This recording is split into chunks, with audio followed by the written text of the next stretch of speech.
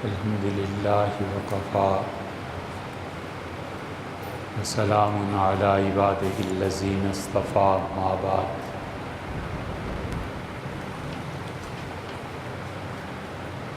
اللہ تعالیٰ نے دو شانوں کے ساتھ اپنے بندے کو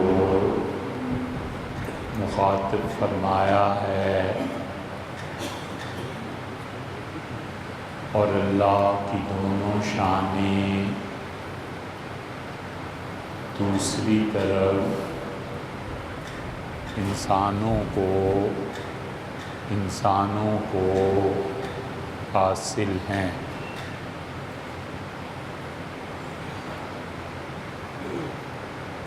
اللہ کی ایک شان اس کے ساتھ بندوں کا تعلق حاضری سے ہے، اور اللہ کے ساتھ بندوں کا دوسرا تعلق اللہ کے غائب ہونے کی شان ہے۔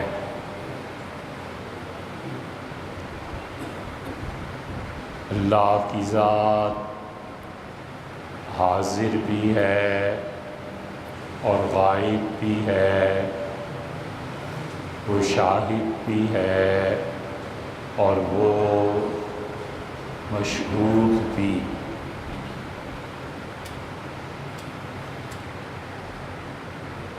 وہ اپنی تجلیات کو ظاہر بھی کرتا ہے، اور اللہ کی تجلیات بندے سے چھپی ہوئی بھی ہیں، اور اللہ صرف اس حد تک ظاہر ہے جتنا اس نے قرآن میں اپنے آپ کو ظاہر کر دیا۔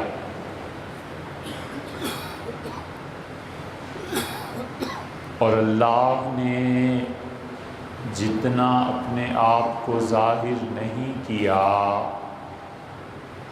دنیا میں کوئی طریقہ ایسا ہے ہی نہیں کہ انسان اللہ کی اس شان کے لیے کوئی نقد لگا سکے۔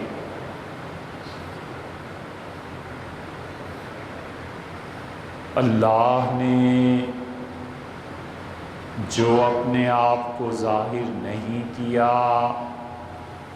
اب کوئی فلسفی، کوئی نظریہ،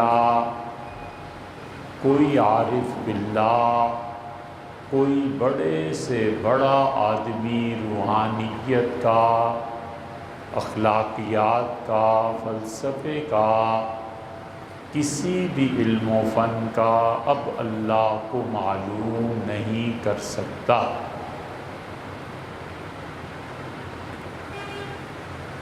اللہ تعالیٰ نے اپنا آخری ظہور فرمایا، اور جتنا اس نے اپنے آپ کو ظاہر کرنا تھا وہ رسول اللہ صلی اللہ علیہ وسلم پر ظاہر کر دیا۔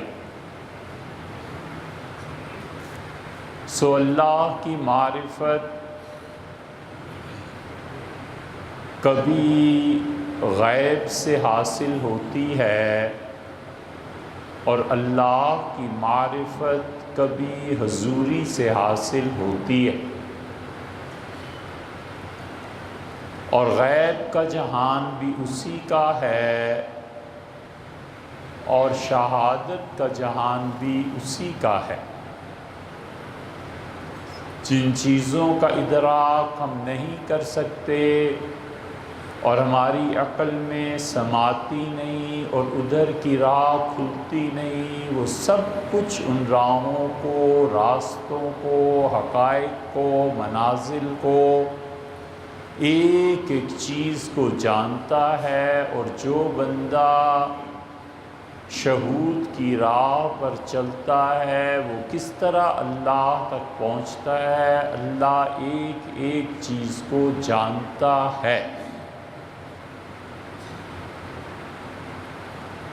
اس لیے وہ کہتا ہے کہ عالم الغیب والشہادہ، اور اللہ ہی کا علم ہے جو غیب اور شہادت دونوں جہانوں پر حاوی ہے،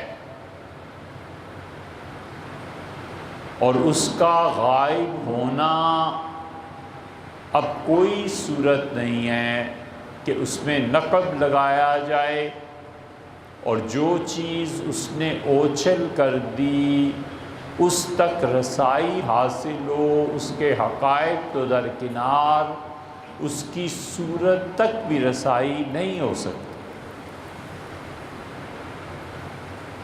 اور جو چیزیں اس نے اپنے بندوں کو بتا دیں اس کا آخری مظہر اللہ کی کتاب ہے۔ اللہ نے اپنے آپ کو جتنا سب سے زیادہ قیامت تک کے لیے کھولنا تھا وہ اس نے انسانوں پر کھولا، بس قرآن میں یا رسول اللہ صلی اللہ علیہ وسلم کے احوال میں، اور بس۔ اس لیے آدمی اپنی عبادات میں، اپنے اخلاقیات میں کبھی اس مقام تک پہنچتا ہے کہ وہ چاہتا ہے کہ اللہ کا دیدار کرے، اور وہ چاہتا ہے کہ اپنے معبود حقیقی کو دیکھے، اور وہ چاہتا ہے کہ اس کی سیوا اور خدمت کرے، اور اس کی روح تڑپتی ہے کہ وہ کسی طرح غیب کے اس خزانے کا نقب لگائے جہاں اللہ نے اپنا ظہور فرمایا ہے۔ اور یہ بالکل ممکن نہیں ہے۔ حضور اقدس صلی اللہ علیہ وسلم سے کسی نے سوال کیا کہ اللہ کے رسول سب سے اچھی جگہ کون سی ہے اور سب سے بری جگہ کون سی ہے؟ تو آپ نے فرمایا کہ جبریل امین آئیں اور میں ان سے پوچھ کر تمہیں جواب دوں گا۔ اور جبریل امین کا آنا وہ سراپا علم ہے، اور اللہ کی جتنی صفات ہیں خاص طور پہ اس کی صفات ثمانیہ، علم، حیات، قدرت، سمع، بصر، کلام، ارادہ، تکوین، جن پر ایمان رکھنا واجب ہے، ان میں اعلیٰ ترین صفت اگرچہ سب برابر ہیں لیکن اعلیٰ ترین چیز اللہ کا علم مانا گیا، اور اللہ نے اپنے علم کا اظہار جبریل امین پہ کیا، اور جبرائیل وہ علم اور وحی لے کے تمام انبیاء علیہ السلام کے پاس آئے ہیں، اور اللہ کے درمیان اور انبیاء علیہ السلام کے درمیان سب سے مضبوط رشتہ ادھر سے بندگی کا ہے اور ادھر سے وحی کا ہے۔ اور جبریل امین آتے تھے، اب بھی آتے ہیں لیلۃ القدر میں، اور رسول اللہ صلی اللہ علیہ وسلم نے فرمایا، لوگوں کو بتایا کہ میں آج نماز پڑھ رہا تھا تو جبریل میرے سامنے سے پاس سے گزرے اور میری طرف دیکھا اور مسکرائے۔ تو آپ نے اس آدمی سے کہا کہ جبریل آئیں تو میں تمہیں بتاتا ہوں۔ پوچھتا ہوں ان سے۔ ان کی حاضری ہوئی تو آپ نے فرمایا کسی نے مجھ سے یہ سوال پوچھا ہے، تو انہوں نے کہا کہ میں اللہ تعالیٰ سے پوچھ کر آپ سے عرض کروں۔ اور پھر آئے اور انہوں نے کہا کہ آپ کے سوال کی برکت، ان کی مراد یہ تھی کہ اتنی زیادہ تھی کہ اللہ کا جو قرب آج مجھے نصیب ہوا، کبھی بھی میں خدا کے اتنا قریب نہیں، اور میرے اور اللہ کے درمیان بہت زیادہ واسطے ہیں۔ حدیث میں لفظ آئے ہیں کہ 70,000 نور کے پردے، اور عربوں کی عادت یہ تھی کہ جب بھی وہ کسی بڑی چیز کا اظہار کرتے تھے، بات کرتے تھے، تو 70 کے لفظ کو استعمال کرتے تھے۔ اس لیے کتاب و سنت میں جہاں 70 آیا ہے اس سے مراد یہ 70 اور عدد نہیں ہے ہر جگہ، بلکہ مطلب یہ ہے کہ بے شمار مرتبہ، جیسے ہمارے ہاں استعمال کرتے ہیں کہ 20 بار۔ انہوں نے کہا کہ نور کے 70,000 پردے، یعنی بے شمار پردے میرے اور رب کے درمیان تھے، لیکن جتنا قرب آج ملا کبھی نہیں ملا تھا۔ اور میں نے عرض کیا کہ سوال یہ پوچھا گیا ہے، تو اللہ تعالیٰ نے ارشاد فرمایا کہ انہیں کہیں کہ مجھے سب سے اچھی جگہ مسجدیں لگتی ہیں اور سب سے زیادہ بدتر چیز یہ بازار۔ اس لیے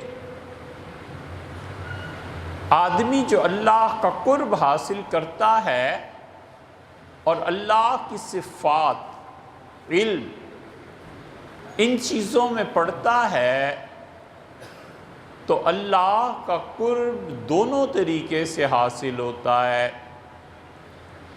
جس شخص پہ نماز کا غلبہ ہو جائے اور وہ نماز کی برکت سے قرآن کی طرف آئے، تو اس کا مطلب یہ ہے کہ یہ آدمی سالک مجذوب ہے۔ اور جس شخص پہ تلاوت کا غلبہ ہو جائے اور قرآن کی کثرت تلاوت اسے نماز کی طرف لے چلے، تو اس کا مطلب یہ ہے کہ یہ مجذوب سالک۔ اس لیے مقصود قرب الہی ہے، اور قرب الہی میں عالم غیب اور عالم شہادت اللہ دونوں جہانوں میں رہنمائی کرتا ہے۔ اور اس امت میں 1500 سال میں یہ ڈھونڈنا جا کر، اور اس بات کو سوچئے گا ضرور، کوئی ایک آدمی، ایک صرف ایک انگلی رکھ کے بتا دیں کہ یہ شخص اللہ تک بغیر کسی ذریعے اور بغیر کسی واسطے کے پہنچا ہے۔ اللہ کا قرب ہمیشہ، اللہ کی عادت یہ ہے کہ اللہ کا قرب واسطوں سے اور ذرائع سے حاصل ہوتا ہے۔ دنیا میں کوئی ایسا بچہ نہیں ہے جو یہ کہے کہ میں بغیر کھائے پیے، کسی چیز کو چکھے اور کسی گھونٹ کو بھرے بغیر میں آج 20 سال کا ہو گیا۔ ناممکن ہے۔ زندگی کے لیے غذا، ہوا، مشروبات ایک ذریعہ اور سبب ہیں، اور کوئی شخص ایسا نہیں ہے جو ان ذرائع کو جو اللہ نے ضروری قرار دیا ہے منقطع کر دے اور پھر اللہ تک پہنچے۔ اور جو لوگ کسی نہ کسی ذریعے اور واسطے سے جڑ جاتے ہیں، اللہ ان کے نصیب کا علم اور قرب اسی واسطے سے انہیں دیتا۔ رزق دیتا ہے، چوری سے حاصل کر لے، رزق دیتا ہے، رشوت کے ذریعے حاصل کر لے، رزق دیتا ہے، حلال کا مال اور تجارت اور نوکری اور کوئی اور چیز اختیار کر لے، رزق نے مل کے رہنا۔ اسی لیے اللہ تعالیٰ نے فرمایا کہ اس قرآن کو سن کر بہت سے لوگ ہیں جو ہدایت پاتے ہیں، بہت سے لوگ ہیں جو اللہ کی کتاب کو سنتے ہیں اور رو دیتے ہیں، بہت سے لوگ گڑ گڑاتے ہیں خدا کے سامنے، وَتَجْعَلُونَ رِزْقَكُمْ أَنَّكُمْ تُكَذِّبُونَ، اور تمہارا نصیب بس یہی ہے کہ جب قرآن کو مکہ میں سنو کہو یہ جھوٹ ہے، تم نے قرآن میں صرف یہی حصہ لیا۔ جب دیکھو حرام کا مال، جب دیکھو حرام کی بات۔ اللہ کا قرب کسی ایسے شخص کو نہیں مل سکتا جس کی خواہش اللہ کی خواہش کے تابع نہ ہو۔ ہم نے مانا کہ ایک آدمی اپنے آپ کو پاک رکھے اور دن پورا باوضو گزارے، اور ہم نے مانا کہ کوئی آدمی اپنی زبان کو پاک کر لے، لچر باتیں نہ کرے، گالیاں نہ بکے، اور ہم نے مانا کہ کوئی آدمی اپنے کردار کو درست کر لے، اور ہم نے تسلیم کیا کہ اسے کسی شخص نے گناہ میں مبتلا نہیں دیکھا، لیکن یہ باتیں کافی نہیں ہیں، حتیٰ کہ وہ معراج اپنے لیے سمجھتا ہے کہ اسے گناہ کا خیال نہ آئے، یہ بھی ایک چیز ہو سکتی ہے، مگر نہ کرے، بالکل نہ کرے۔ جب تک آدمی اپنی خواہش کو اللہ کی خواہش کے تابع نہیں کرتا، انسان نہیں بنتا۔ گناہ کی خواہش نکل جانی چاہیے، پیدا ہی نہ کرے، اپنے کسب اور ارادے سے بھی، اور اللہ کے قرب کی تجلیات جب پڑھیں تو جل جائے یہ ساری چیز۔ جس شخص پہ اللہ کے قرب کی تجلیات پڑتی ہیں، صبح کچھ اور، شام کو کچھ اور، رات کو کچھ اور، ایک ایک تجلی رنگ کاٹ کے رکھ دیتی ہے۔ ایک رات سے پہلے اتنا شدید غصہ کہ دنیا کو آگ لگا دے، اور ایک تجلی باری تعالیٰ کی پڑتی ہے اور صبح سے یہی بھول جاتا ہے کہ کبھی مجھ میں بھی غصہ تھا۔ اس لیے اللہ کا عالم قرب شہود میں بھی طے ہوتا ہے اور غیب میں بھی، اور اللہ کے قرب میں سب سے مؤثر چیزیں یہ دو ہی ہیں بس، یا نماز اور یا اتباع سنت۔ پورا تصوف اور پورا طریقہ اور متقدمین صوفیہ پورے تصوف کو ایک لفظ میں سمو دیا انہوں نے کہا اتباع سنت اور ختم۔ بس رسول اللہ صلی اللہ علیہ وسلم کامل ترین نمونہ تھے اللہ کی بندگی کا، ان سے پہلے اور ان کے بعد ان کے علاوہ کوئی نہیں ہے جو اس مقام اور مرتبے تک پہنچے جو اللہ نے ان کے لیے رکھا ہے۔ جتنا ان کی اتباع میں قریب ہو جائے گا ان کے، اتنا ہی بندگی میں سمو جائے گا۔ اس لیے اللہ کے اس عالم قرب میں پہنچنے کے لیے خدا کی کتاب کی تلاوت، بہت سی چیزیں ہیں جنہیں اپنا معمول بنانا چاہیے۔ ہر شخص کو چاہیے کہ وہ اللہ کی کتاب کے کچھ حصوں کو اپنی زندگی کے ساتھ جوڑ دے۔ جب بھی بیماری، جب بھی تکلیف، جب بھی پریشانی، ذہنی پریشانی، نفسیاتی بیماریاں، یہ پورا تصوف انسان کی نفسیاتی بیماریوں کے لیے ہے، اور انسان کو کینسر اور بلڈ پریشر اور شوگر تباہ نہیں کرتی جتنا انسان کو برباد کرتی ہیں نفسیاتی بیماریاں، اس جہان میں بھی اور اس جہان میں بھی۔ کینسر اور ساری چیزوں کی حد کیا ہے؟ مر جائے گا نا. یہ دنیا فرض کر لو برباد ہو گئی، آخرت تو کہیں نہیں گئی. اور نفسیاتی بیماریاں اس کی پہلے آخرت کو تباہ کرتی ہیں، پھر اس جہان. اس لیے ہمیشہ غور کرے کہ مجھے نفسیاتی طور پر بیماری کیا ہے، مسئلہ میرا کیا ہے، کیوں لوگوں سے ہر وقت لڑتا ہوں، کس چیز کی خواہش ہے جو مجھے جینے نہیں دیتی، کیا چیز ایسی ہے جو مجھے چین نہیں لینے دیتی.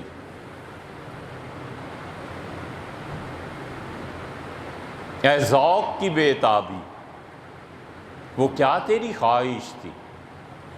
اے ذوق کی بے تابی، وہ کیا تیری خواہش تھی جس پر انہیں غصہ ہے، انکار بھی، حیرت بھی. اس کی یہ جرت. اپنا تجزیہ کرے اور اپنے تجزیے سے جب عاجز ہو جائے یا یقین کرے کہ جو میں کہہ رہا ہوں تجزیہ میرا بالکل ٹھیک ہے، اس وقت اسے اللہ کے اور اپنے درمیان کسی اپنے جیسے جیتے جاگتے فرد کی ضرورت ہے. اس کو بتائے کہ یہ محسوس کرتا ہوں. آپ فرمائیے کیا کہتے ہیں؟ اگر کوئی شخص یہ چاہے کہ اس فرد اور درمیان کے واسطے کو کاٹ کر اللہ تک پہنچے، 1400-1500 سال میں مجھے ایک آدمی بتا دو جس نے اسلام دین کے لیے کوئی کام کیا ہے اور وہ کسی فرد کی تربیت کے بغیر اللہ تک پہنچ گیا. یا پھر یہ کہیں کہ اللہ خود کھینچ لے تو مجذوب ہو جائے گا.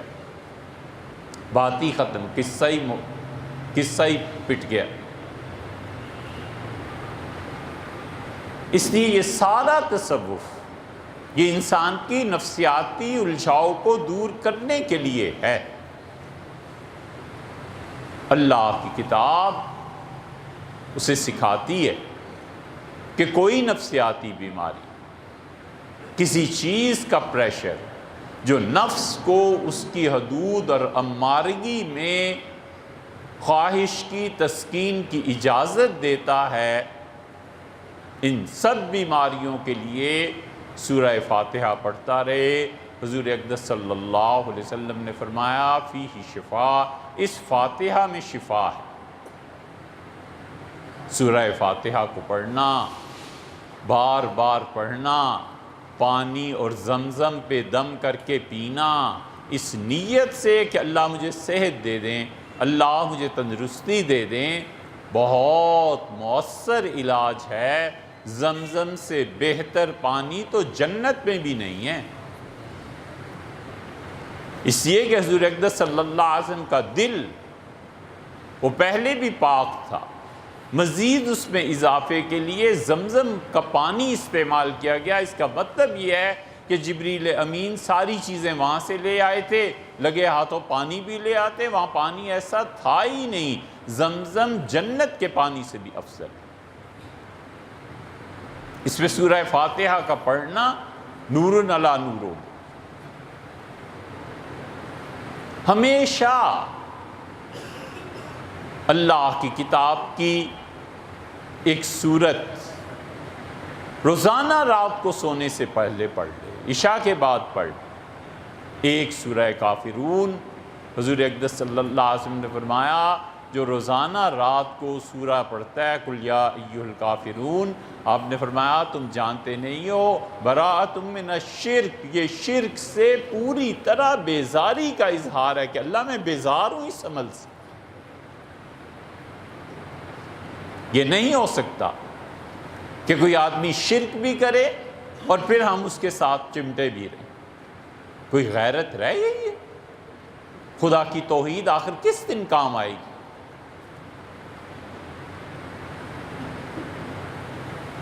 اور اسی طرح حضرت رسالت مآب صلی اللہ علیہ وسلم یہ جو آخری 3 قل ہیں نا، ان میں سے ہر قل کو 3 مرتبہ پڑھتے تھے، سورہ اخلاص کو، سورہ فلق کو اور سورہ ناس کو. اور 3 مرتبہ پڑھنے کے بعد 9 ہو گیا تو ان کو دونوں ہاتھوں پر پھونک دیتے تھے اور پھر رسول اللہ صلی اللہ علیہ وسلم سر سے پاؤں تک جہاں تک ہاتھ پہنچتے تھے اپنے جسم پر اس طرح سے پڑھ کے اپنے ہاتھوں پہ پھونکے ہاتھوں کو سارے جسم پہ مل دیتے تھے، گویا یہ اللہ کی پناہ میں آنے کی علامت ہے کہ میرا پروردگار مجھے جسمانی اور نفسیاتی بیماریوں سے محفوظ رکھے، حتیٰ کہ وفات کے مرض میں نہیں چھوڑا۔ عائشہ رضی اللہ عنہ فرماتی ہیں، ام المومنین رضی اللہ عنہ، کہ جب رسول اللہ صلی اللہ علیہ وسلم معذور ہو گئے ایک طرح سے، اور پڑھنے کے لیے زبان کو حرکت دینا بھی دشوار ہو گیا، تو رات کے وقت میں نے دیکھا ان کی آنکھیں گویا طلب کر رہی ہیں کسی چیز کو، تو میں نے یہ صورتیں پڑھیں اور رسول اللہ صلی اللہ علیہ وسلم کے ہاتھوں پہ پھونک دی، اور میں سمجھ گئی کہ یہ چاہتے ہیں، اور اپنے دونوں ہاتھ اٹھائے اور لرزتے ہاتھوں سے اپنے سارے جسم مبارک پر پھیر لیے۔ اللہ کا معصوم نبی علیہ السلام سونے سے پہلے پھر اللہ کی پناہ مانگتا ہے کہ اللہ مجھے جسم اور روح دونوں کی بیماریوں سے محفوظ فرما، حالانکہ وہ محفوظ تھے، یہ امت کو سکھانا تھا، یہ کام کرنے کا، ہمیشہ یہ کرے اور اللہ کی پناہ ڈھونڈے۔ اسی لیے حضور اقدس صلی اللہ علیہ وسلم نے فرمایا، عقبہ بن عامر رضی اللہ عنہ سے کہا کہ میں تمہیں ایک تحفہ دوں۔ عقبہ کہتے ہیں بڑا خوش ہوا، میں نے کہا ضرور۔ تو پھر میں نے عرض کیا تھوڑی دیر کے بعد کہ آپ نے مجھ سے فرمایا تھا تو وہ تحفہ حضور صلی اللہ علیہ وسلم، اچھا مسجد میں نکلنے سے پہلے میں تمہیں دوں گا۔ کہتے ہیں پھر بڑی دیر مسجد میں ہو گئی، میں نے یاد دلایا تو مسکرائے اور فرمایا مسجد میں سے نکلنے سے پہلے تم سے وعدہ ہے۔ اور پھر اٹھے اور جب مسجد کے کنارے پر پہنچے تو فرمایا یہ آخری 2 صورتیں پڑھا کرو ہمیشہ، اور یاد رکھو اللہ نے کسی پناہ مانگنے والے کو کوئی ایسی پناہ نہیں دی جتنی پناہ خدا ہر طرح کی مصیبت سے اس کو دیتا ہے جو یہ آخری 2 صورتیں پڑھتے رہتے۔ اللہ کا قرب، آپ غور کریں ایک آیت پہ، من شر ما خلق، اللہ جتنی چیزیں تو نے پیدا کی ہیں نا، ان ہر چیز کے شر سے تیری پناہ چاہتا ہے۔ اسی لیے حضور اقدس صلی اللہ علیہ وسلم کوئی جانور خریدتے تھے، سواری کے لیے کوئی سواری خریدتے تھے، شادی کے بعد پہلی رات کو بیوی کے چہرے اس کے ماتھے پہ ہاتھ رکھ کے کہتے تھے اللہ اگر اس عورت میں اس چیز میں اللہ جو شر ہے میں تیری پناہ چاہتا ہوں، اور اللہ اس شر سے مجھے محفوظ رکھ، اور اس میں خیر ہے وہ میں خیر تجھ سے مانگتا ہوں۔ اس لیے خدا کے کلام کے ساتھ جڑے تاکہ اللہ کا کلام اسے قرب میں لے جائے، اور اللہ کا ایسا قرب ہے کہ رسول اللہ صلی اللہ علیہ وسلم نے فرمایا، کمال کی بات ارشاد فرمائی، آپ نے فرمایا کسی شخص کی قرآن کے ساتھ تعلق اور جڑ جاتا ہے، وہ یہ نوبت آ جائے کہ قرآن میں اتنا زیادہ وابستہ ہو جائے کہ اسے دعا مانگنے کی فرصت بھی نہ ملے، تو اللہ نے کہا کہ ما اوتی سائلین، مانگنے والوں کو جو دیتا ہوں اس سے بڑھ کر اسے دیتا ہوں، یہ میری کتاب کے ساتھ مصروف ہے۔ اتنی برکت اللہ نے کلام میں رکھی۔ ہر سال 2 مرتبہ قرآن پاک کو پورا پڑھنا سنت موقدہ ہے۔ رمضان میں پڑھ لے ہمت کر کے، سنت پوری ہو گئی، پھر سال بھر تھوڑا تھوڑا پڑھتا رہے، 1 رکوع متعین کر لے، 2-4 رکوع متعین کر لے، روز پڑھنے ہیں، سال میں 2 مرتبہ پڑھ لے۔ یہ رسول اللہ صلی اللہ علیہ وسلم کی ان آخری سنتوں میں سے ہے جو وفات سے پہلے آپ نے ادا کی ہیں۔ سال میں 2 مرتبہ قرآن پاک کو پڑھنا یہ سنت موقدہ ہے۔ قرآن سے اللہ کا قرب جو حاصل ہوتا ہے اور جو اس کی راہ ہے، اس پہ انشاءاللہ آئندہ جمعہ کو پھر بات